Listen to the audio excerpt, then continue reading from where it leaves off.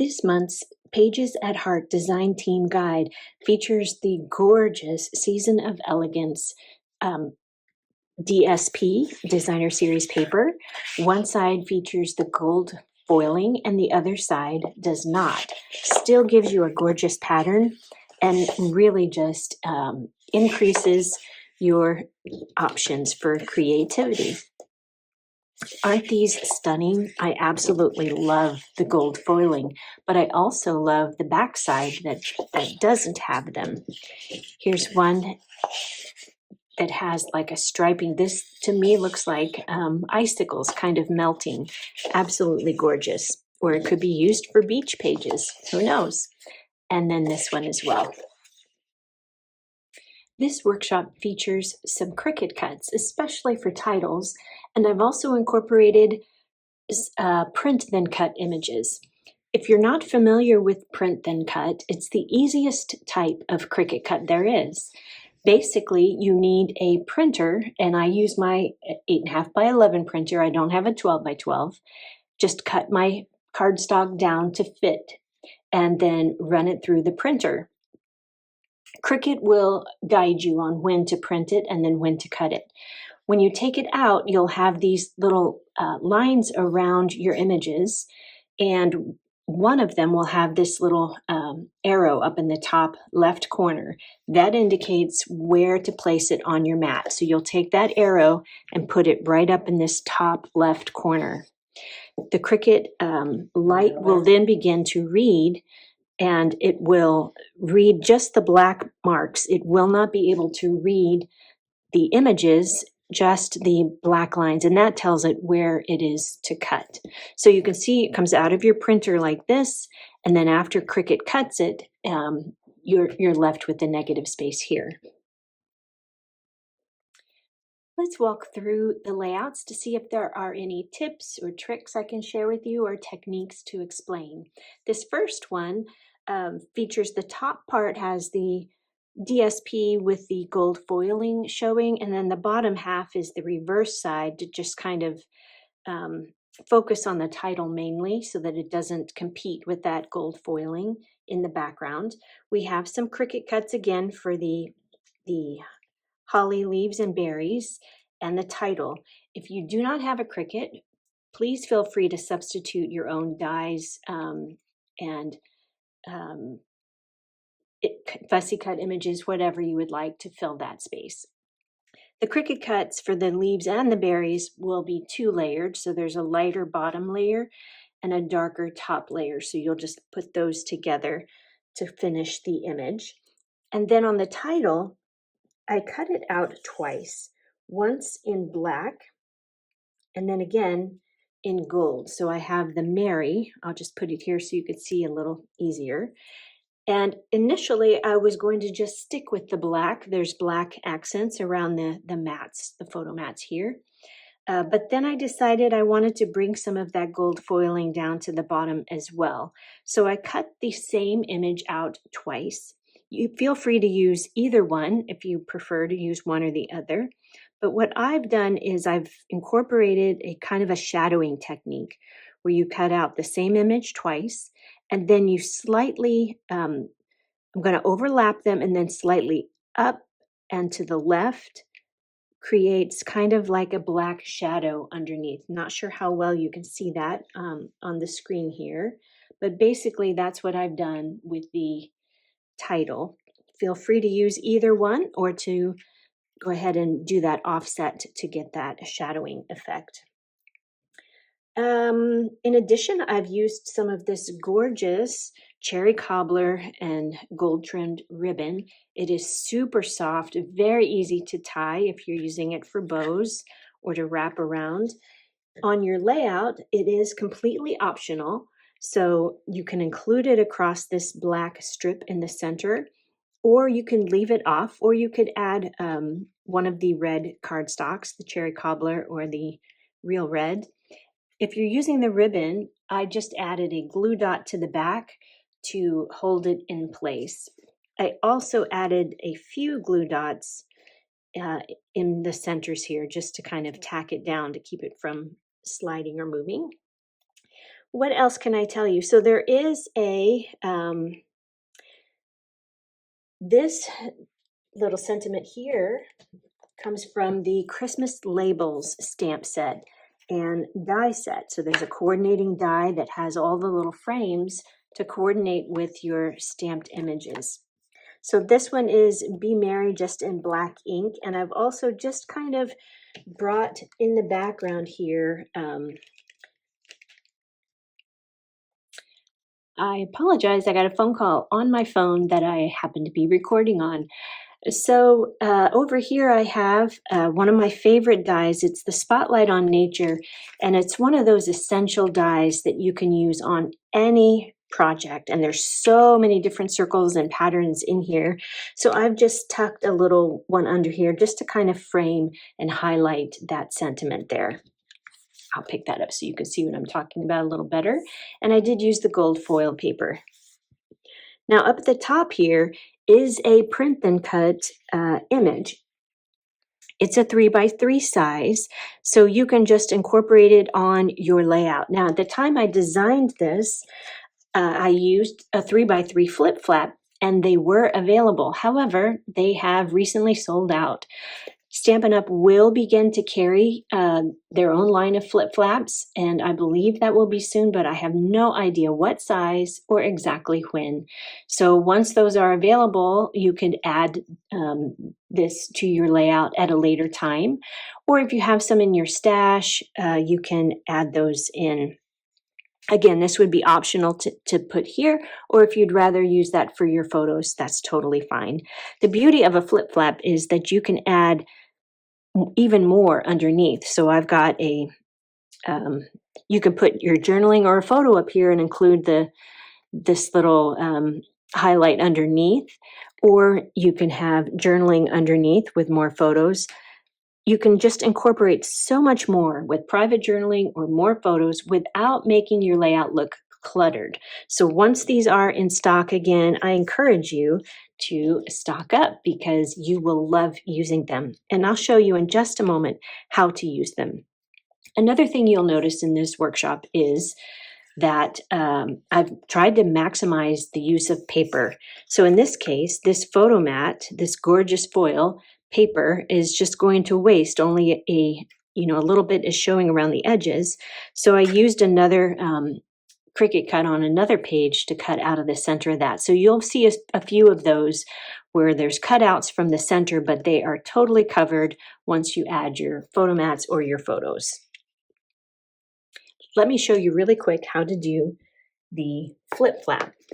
For those of you who have never used flip flaps, they are wonderful. You will want to build your page just like you've designed and slide it into your page protector. Make sure that you tuck it all the way down to the bottom so that it's all the way in the page. Then you're going to take your flip flap. There's adhesive on one spot. It's kind of like an envelope, so you insert your journaling photo or whatever inside the envelope, fold it over. You're going to remove that adhesive or that protection over the adhesive, and you're just going to line it up with the photo mat. Basically, this is going to cover up that photo area, and the mat will still show around the seams on the flip flap. And I'm just going to lean over a little bit here so that I can get it lined up. So I'm just going to line up the bottom corners and press. Super sticky. And then you can just run your fingers across it, and now it is attached. So when you remove your layout, it's still stuck on the page, but anything you put in there, memorabilia, journaling, photos, will be well protected, and it becomes an interactive page, which makes it so much more fun when sharing with others. So that pretty much in a nutshell is layout 1. Let's take a look at layout 2. Layout 2 features that gorgeous cherry cobbler color with the gold foiling. And let's start up here in the right corner with the title. So the title is another of the print then cut, and it prints out with the black lettering. And I intended to go just with that, but then decided I would add the gold foiling. So I cut out the title, just the words, in gold foil paper in the Cricut cut, so that if you wanted to, you could glue those down over top of the black letters for the gold foiling. I liked how it turned out. If that seems too tedious for you, then leave it off. The black is perfectly fine, and but I like how it turned out. Also, again, I'm using those Spotlight on Nature circle dies again, both up here and also down here in the bottom left. Again, they're super versatile. Many of you have them in your stash already. I've used them on just about every project I've made so far. One thing I will say is this second circle, I think I would scoot it down a bit so it's just kind of over the word of, and it's would be like a half moon there, half a circle showing there.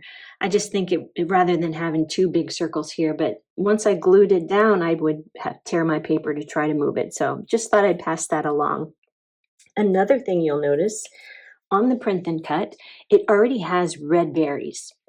So if you do not have the embellishment we're using, then you could just keep it with the red berries on there. However, I like the dimension that the berries add. So again, this is optional, but I'm using the cherry cobbler and pearl adhesive backed berries. And it comes with both the single cherry cobbler and clear dots, as well as the three berry cluster that's on there. Now here you can see I'm just using single dots. I did have to run into my three berry clusters and then just cut them apart. I just took scissors and cut them apart so that I could use those by themselves and not just keep them in the cluster. Another thing you can do is on the clear, they're really more iridescent. They're really very beautiful. I can take my cherry cobbler dark Stampin' Blends marker and color that clear one so that it is now that cherry cobbler color. So if you have clear embellishments at home, you can grab your cherry cobbler marker, alcohol marker, and color them so that you can use them on this layout as well. I believe that's it for the top corner. Down here in the bottom, we've got another circle die here along with the embellishment from the Christmas labels. This time I'm using gold embossing powder. If you were to keep this at black, you could just keep this at black ink as well, and that would tie in the color on both sides. However, since I have gold going on in this layout, I decided to use the gold embossing powder. Of course, that's optional for you. At the bottom here, I am using the Peaceful Evergreens stamp. So I'm not using this stamp set, but with the stamp set also comes coordinating dies. So I am using the large outline of each of the three different sizes of trees. And I used some of the scrap green paper with the gold foiling on it, just so the trees would be slightly gilded there. And then, just for fun, I decided to run these trees through our Painted Trees 3D embossing folder. I love this embossing folder. Here you can kind of see just on plain white cardstock how it looks. What I did was I took these die cut pieces, and just laid them inside each of the coordinating trees and ran it through the embossing machine. And now you can see there's so much more texture on those trees. It's really, really gorgeous when you see it in person. If you do not have the 3D embossing folder, the Painted Trees, another one that may work well for you is the Painted Texture 3D embossing folder. That texture, like a plaster, is pretty much what you see in all of these papers. So that would coordinate as well, just to offer some texture to those trees. So I think that's pretty much it for Layout 2. Layout 3 features a lot of silver and gold. So again, I have the print and cut images here. This particular one, I created an offset in gold foiling just to kind of give it a frame or a mat. And I used dimensionals to raise it up just so you have some dimension. I love dimension on my layouts or all my projects, really. And then you'll have a second law that you can raise up here. So just so you can take, give it even more dimension, you can add this second layer here with dimensionals, which I have done. Same on this side, we've got the print and cut and the offset in gold foiling, and another print and cut up here in the top left. Again, if you could use flip flaps if you have them, or you can skip them altogether if you really want to use that space for photos instead. On the ornaments up at the top, there are a few that have a design cut out of the center of them. If there is, there'll be a coordinating white piece of cardstock that you can just line up on the back. It's slightly smaller than the dimension of the ornament, and then you can have that white backed so that it doesn't kind of get lost in there without that. So you can choose to use the white backing or not. That's up to you, but they will be included in your Cricut cuts. And you will also find, again, some more of those paper maximizing where I've used the center of the mats to cut out other Cricut images just to help save paper, especially this gold foil paper. So these are your mats. These are not trash. Don't throw them away. You'll use them here and here. Now let's talk about the snowflakes on the edging here. On the Frozen Edges bundle, there's a stamp set and coordinating dies. For this workshop, I'm only using the dies, and there's several to choose from. I'm using this one. We'll use the snowflakes on another layout. And so as you can see, this die is only about 6 inches long. So you're going to take your white strip of paper and you're going to run it through your die cutting machine, and it will cut out this first piece here.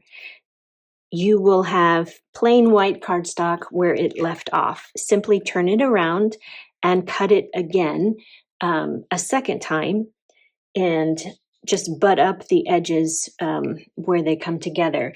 And it just has this beautiful, intricate design here of different snowflakes. And some of them are hanging off and some of them are embedded in here, but they're cut enough for you to see the designs. I thought it was really beautiful and would make the most perfect scrapbooking border, and it does. In addition to that, I thought since the snowflakes are kind of full here and then just kind of fade off as they cut through, I decided to add a few of our white loose snowflakes. So these are fun. They come in looks like 2 different sizes in here. So there's a larger one and a smaller one. And I just kind of randomly added them along the side here. So you could use a really tiny micro glue dot, or you can use a fine precision tip glue just to put a little dot on there to hold it in place. So feel free to spread those out wherever you want on your layout. As you can see, you get plenty in a package. These would also make great shaker cards or shaker elements on your layout as well. On this 4th and final layout, you can see we've got our Cricut title over here. The Cricut title includes the circle as well as the words and the snowflakes and dots here. On the other side, I've incorporated some of those Frozen Edges snowflake dies off to the left side here. If you don't have Cricut, of course, include more snowflakes from the die set. If you don't have the dies, but you do have a Cricut, make some more snowflakes with your Cricut if you would like. I've also used some of those iridescent gems here on this layout with the blue and white. I think it paired very nicely with it. So what else can I tell you? I've got another sentiment here with the Christmas labels. And let's talk a little bit about these trees and the snow at the bottom. So I've used our shimmery white embossing paste, and I'm not sure how well you can see it, but it's a raised paste as well as sparkly shimmery, just like the snow. It's like an iridescent shimmer or shine, like you would see when the sun hits the snow. And I'm not sure you can see that on the screen, but let's talk about how I created that and how super easy it is. So let's talk about this shimmery white embossing paste. You'll see that it comes with a seal in the lid. I would save that one, as well as this metallic seal.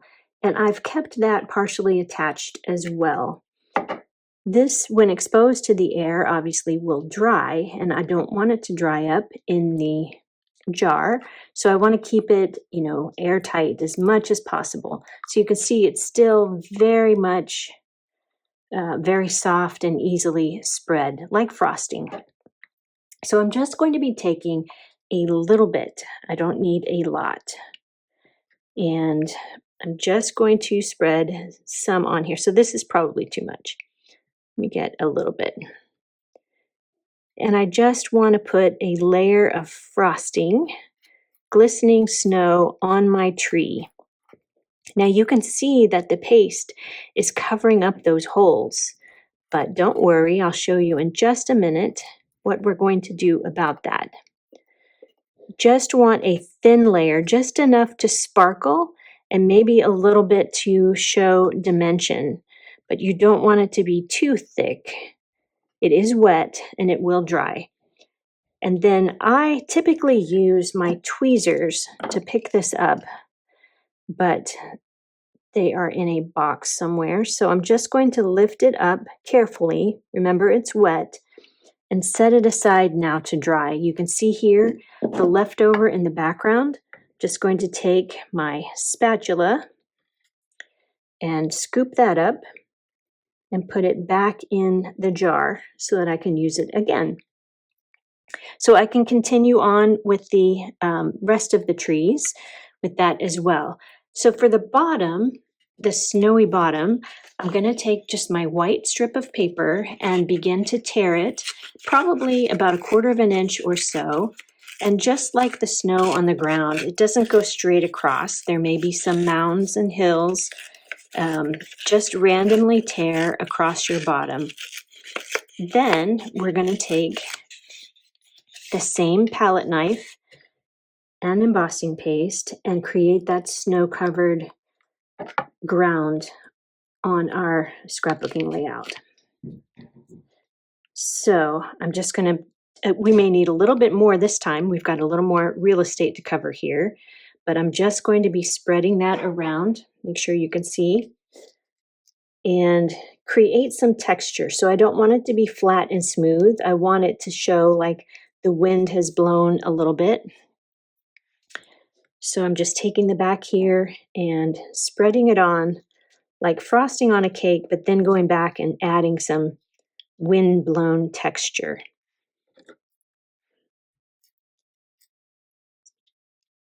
You can go quickly if you want. You can focus on certain areas.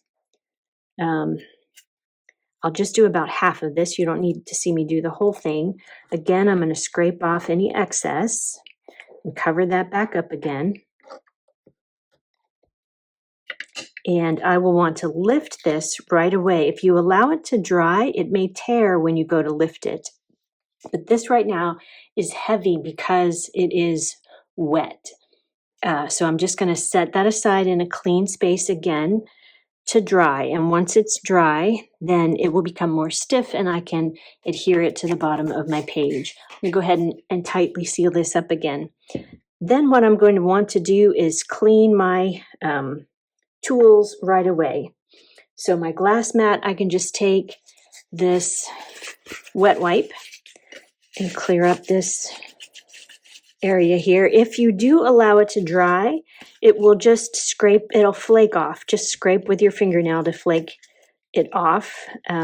Or while it's still wet, you can easily wipe it up and clean your tools. So, alrighty, so basically that's that. So many advantages to a glass mat that you can use to easily wipe up your mess. You can use to heat set. It is heat resistant. You can cut on it. You can stamp on it. It does great stamped images. So the Stampin' Up! Glass mat is a great investment if you don't have one already. Let's take one final look at layout 4. You can see the snowy scene on the bottom and on the trees. And then again, I've used those white loose snowflakes to add randomly around on the pages here. So I hope you enjoy this workshop, and don't forget, you can use this guide to recreate these layouts with different papers and different embellishments and get a completely different look. Don't forget, you can change the orientation, maybe turn it this way, and don't forget that you can change everything about it and use these guides over and over again. You can get this guide or any of our guides for free with a purchase of $50 or more on any of our Stampin' Up! Websites, or you can now purchase the guide for $20.